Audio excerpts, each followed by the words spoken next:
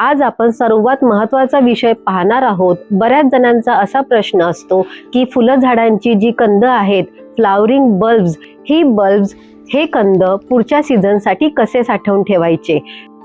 आपण जर या कंदांना योग्य पद्धतीने ठेवले नाही तर हे कंद कुजतात, त्यांना बुरशी लागते किंवा ते पुढच्या सीझनमध्ये उगवतही नाही। म्हणूनच आज मी तुम्हाला सविस्तर स्टेप बाय स्टेप योग्य पद्धत सांगणार आहे। कंद कसे काढायचे, ते कसे सुकवायचे, ते कुठे ठेवायचे आणि सर्वात महत्त्वाचं म्हणजे काय काय टाळायचं, यावर सविस्तर आज आपण बोलूया। म्हणूनच शेवटपर्यंत व्हिडिओ नक्की बघा। तुम्ही जर चॅनलवर नवीन असाल तर नमस्कार, मी अमृता धवने या मराठी गार्डनिंग चॅनलमध्ये तुमचं खूप खूप स्वागत। नंबर 1, कंद कधी काढायचे। कंद काढण्याचा सर्वात योग्य सीझन म्हणजे जेव्हा झाडांचा फुलांचा सीझन हा गेलेला असतो, जेव्हा झाडाची पानं पिवळी पडायला लागतात किंवा पूर्ण झाड हे तुम्हाला सुकायला दिसेल, ती योग्य वेळ असते जेव्हा आपण मातीतून कंद बाहेर काढू शकतो।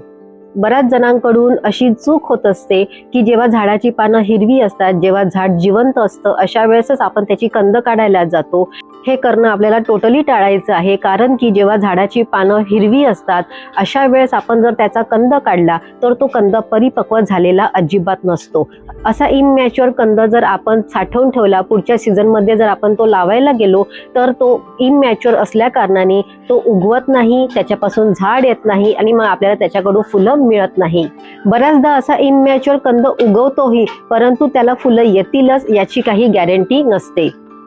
म्हणूनच जेव्हा झाडाचा फ्लावरिंग सीझन संपलेला आहे, त्याची पानं पिवळी पडतात किंवा ते झाड सुकायला लागतं, अशा वेळेसच आपल्याला मातीतून कंद बाहेर काढायचा आहे। इथे लक्षात ठेवण्याची गोष्ट म्हणजे जेव्हा नैसर्गिक पद्धतीने झाड पूर्णपणे सुकायला लागतं तोपर्यंत, झाड वाळेपर्यंत आपल्याला वाट बघायची आहे आणि झाड पूर्णपणे वाळल्यानंतरच मातीतून कंद बाहेर काढायचा आहे। नंबर 2, कंद कसे काढायचे। कंद काढण्यासाठी नेहमी आपल्याला खुरपीचा वापर करायचा आहे किंवा छोट्या फावड्याचा वापर करायचा आहे। हाताने अजिबात कंद ओढून काढायचे नाही। कंद काढताना त्याच्या आजूबाजूची माती पहिले आपल्याला मोकळी करायची आहे आणि त्यानंतरच अलगद हाताने कंद काढायचे आहे। कंद काढण्याच्या आधी जेव्हा झाडाची पानं पिवळी पडायला लागतात, झाड वाळताना दिसत असेल, अशा वेळेस त्याला पाणी देणं थांबवायचं आहे। ते झाड पूर्णपणे वाळून जातं, त्यानंतर त्यातली माती जेव्हा सुकते अशा वेळेसच आपल्याला त्यातून कंद काढायची आहे। यावेळेस माती सुकलेली असताना कंद काढणं हे फार सोपं जातं। माती ओली असेल, ती घट्ट झालेली असते आणि अशा वेळेस आपण त्यातून जर जबरदस्तीने कंद काढायला गेलो तर अशा वेळेस कंदांना इजा होण्याची सुद्धा जास्त शक्यता असते। म्हणून माती कोरडी असतानाच त्यातून कंद काढा, माती अगदी व्यवस्थित मोकळी करा।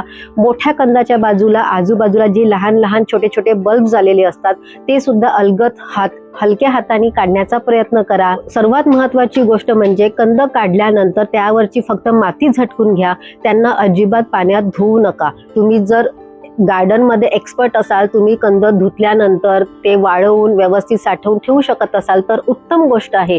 परंतु तुम्ही जर गार्डनिंग मध्ये बिगिनर्स असाल, मी यावेळेस पहिल्यांदा कंद साठवण्याचा प्रयोग करत असाल तर अशा वेळेस मात्र कंद काढल्यानंतर त्यावरची फक्त माती झटकून घ्या आणि अजिबात त्याला पाण्याने न धुता एका सावलीच्या ठिकाणी त्याला ठेवून द्या। नंबर 3, कंद साफ करणे।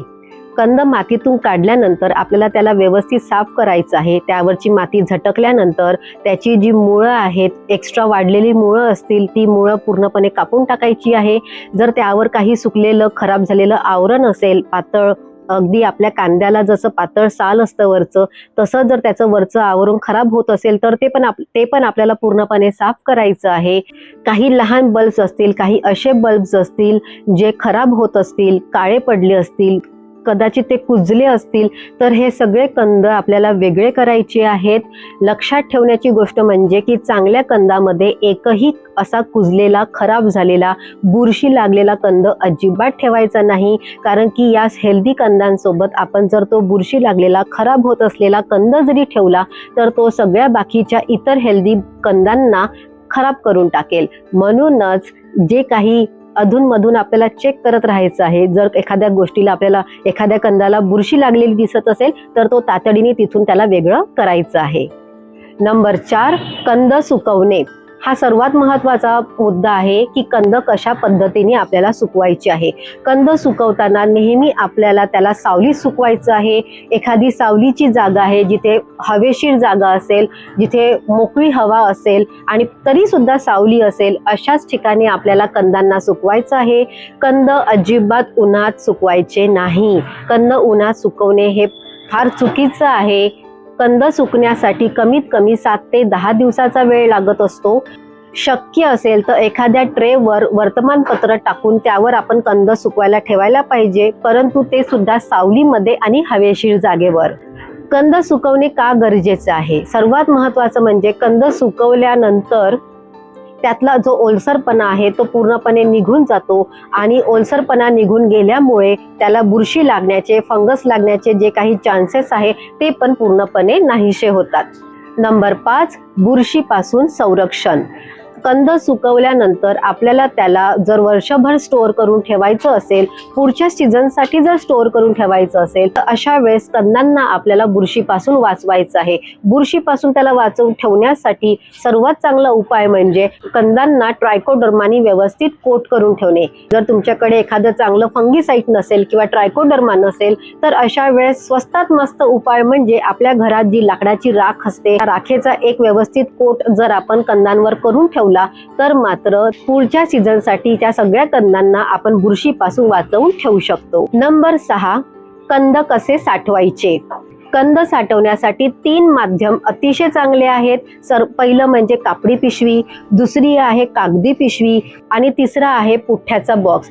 आजकाल आपल्या सगळ्यांकडे ऑनलाईन पार्सल्स येत असतात. त्यामध्ये ऑनलाईन पार्सल्स येताना बऱ्याचदा आपल्याकडे ते पुठ्ठे येत असतात, बॉक्स येत असतात. तर हे जे कार्डबोर्ड बॉक्स आहे, या कार्डबोर्ड बॉक्समध्ये आपण आरामात त्या कंदांना साठवून ठेवू शकतो. कापडी पिशवीमध्ये किंवा कागदी पिशवीमध्ये आपण त्यांना साठवून ठेवताना त्यांना तसंच अगदी ट्रायकोडर्माचा किंवा लाकडाचा राख लावलेला कोट असेल तसेच त्यांना साठवून ठेवू शकतो. परंतु जर आपल्याला बॉक्समध्ये त्यांना साठवून ठेवायचं असेल तर अशा वेळेस मात्र बॉक्सला काही छिद्र करावी लागतील, जेणेकरून त्या बॉक्समध्ये हवा खेळती राहणार. बॉक्सच्या आतमध्ये एक वर्तमानपत्राचा, न्यूजपेपरचा आपण जर लेअर टाकला, त्यावर जर आपण रेती टाकली आणि त्या बॉक्सला जर व्यवस्थित छिद्र केलेले असतील तर अशामध्ये आपण त्या वर्षभर कंदांना साठवून ठेवू शकतो. या ठिकाणी लक्षात ठेवण्याची गोष्ट म्हणजे कंद साठवताना प्लास्टिक पिशवीचा वापर करायचा नाही. प्लास्टिक जे आजकाल डब्बे येतात त्यांचा सुद्धा अजिबात वापर आपल्याला करायचा नाही आहे. जर आपण प्लास्टिकची पिशवी बांधून ठेवली किंवा जो प्लास्टिकचा डब्बा आहे त्याला जर आपण एअर टाईट डब्याला झाकण लावून जर आपण बंद करून ठेवलं तर दुसऱ्या दिवशी तुम्ही ते बघाल की त्या डब्यावर त्या प्लास्टिकच्या पिशवीमध्ये किंवा त्या डब्याच्या झाकणावर, त्या डब्यामध्ये तुम्हाला ओलावा दिसेल, मॉइश्चर आपल्याला दिसतं. तर ह्या मॉइश्चरमुळे, या ओलाव्यामुळे कंद खराब होण्याचे चान्सेस जास्त वाढतात. म्हणूनच आपल्याला प्लास्टिकच्या पिशवीचा आणि प्लास्टिकच्या डब्याचा कंद साठवण्यासाठी वापर करायचा नाही आहे. नंबर 7, कंद साठवणूक कुठे करावी. कंद साठवण्यासाठी कोरड्या, हवेशीर आणि अंधाऱ्या ठिकाणीच आपल्याला त्याला साठवून ठेवायचं आहे. जिथे 15 ते 25-30 डिग्री सेल्सिअस पर्यंत तापमान मेंटेन राहणार अशा ठिकाणी आपल्याला त्याला साठवून ठेवायचं आहे. इथे लक्षात ठेवण्याची गोष्ट म्हणजे कंद साठवताना त्यावर थेट ऊन पडणार नाही याची काळजी घ्यायची आहे. जिथे जास्त उष्णता लागेल किंवा जिथे जास्त ओलावा तयार होणार आहे अशा ठिकाणी आपल्याला कंद अजिबात ठेवायचे नाही आहे. नंबर 8, पुन्हा लागवड कधी करायची. खरं तर कंदांची लागवड आपण 3 सीझनमध्ये करू शकतो, परंतु तुम्ही जर गार्डनमध्ये बिगिनर्स असाल तर मात्र पावसाळा सीझन हा अतिउत्तम आहे. जेव्हा पाऊस पडायला सुरुवात होते जुलै महिन्यापासून तुम्ही कंद हे लावू शकता. परंतु काही झाडं, फुलझाडं अशी असतात ज्यांना उन्हाळा सीझन लागतो, तर अशा झाडांची जी कंद आहेत ही कंद आपण फेब्रुवारी महिन्याचा जो शेवटचा हप्ता आहे किंवा जो मार्च महिन्याचा पूर्ण मार्च महिनाभर आपण ही कंद लावू शकतो. काही फुलझाडं असतात जी हिवाळा ऋतूमधली असतात. अशा फुलझाडांची जी कंद आहेत ही आपण सप्टेंबर महिन्याच्या शेवटीपासून किंवा मग पूर्ण ऑक्टोबर महिन्यापर्यंत आपण त्यांना लावू शकतो. कंद लावताना घ्यावयाची काळजी म्हणजे कंद लावण्यासाठी आपण जे सॉइल मिक्स घेणार आहोत, जी माती घेणार आहोत, आहोत ती पाणी निचरा होणारी माती आपल्याला त्यासाठी बनवायची आहे. दुसरी महत्त्वाची गोष्ट म्हणजे जेव्हा आपण कंद लावतो तेव्हा कंद लावताना त्याचा जो वरचा भाग आहे तो टोकदार भाग आहे हा वर ठेवायचा आणि मुळांचा भाग हा खाली गेला पाहिजे, तेव्हाच आपण त्या कंदांपासून व्यवस्थित फुलं घेऊ शकू. नंबर 9, सामान्य चुका. कंद साठवताना ज्या काही चुका होणार आहेत ते आपल्याला शक्यतो टाळायच्या आहेत. त्यामधलीच नंबर 1 म्हणजे प्लास्टिक पिशवी वापरणे किंवा प्लास्टिक डब्बा वापरणे. तो कटाक्षाने आपल्याला टाळायचा आहे. त्यामध्ये ओलावा तयार झालं तर आपले कंद तसेही सुकून जातील आणि पुढच्या सीझन पर्यंत आपण त्यांना साठवून ठेवू शकत नाही. 2, कंद सुकवताना त्यांना थेट उन्हामध्ये सुकवणे.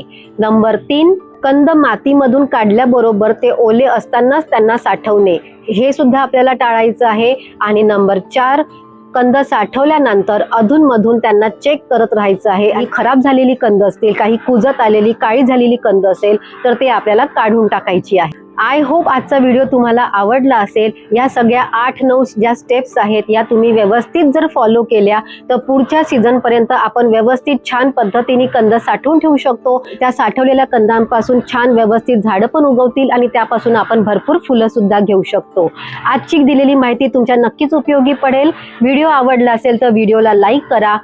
आपल्या गार्डनर्स लोकांची जी कम्युनिटी आहे ही अजून मोठी झाली पाहिजे, त्यासाठीच हा इतका चांगला इन्फॉर्मेटिव्ह व्हिडिओ इतरांपर्यंत पोहोचवा, त्याला शेअर करा. चॅनलवर जर नवीन असाल तर सबस्क्राईब करायला विसरू नका. पुन्हा भेटूया पुढच्या बुधवारी संध्याकाळी 7 वाजता एका माहितीपूर्ण व्हिडिओ सोबत. तोपर्यंत स्वतःची काळजी घ्या, झाडांची काळजी घ्या.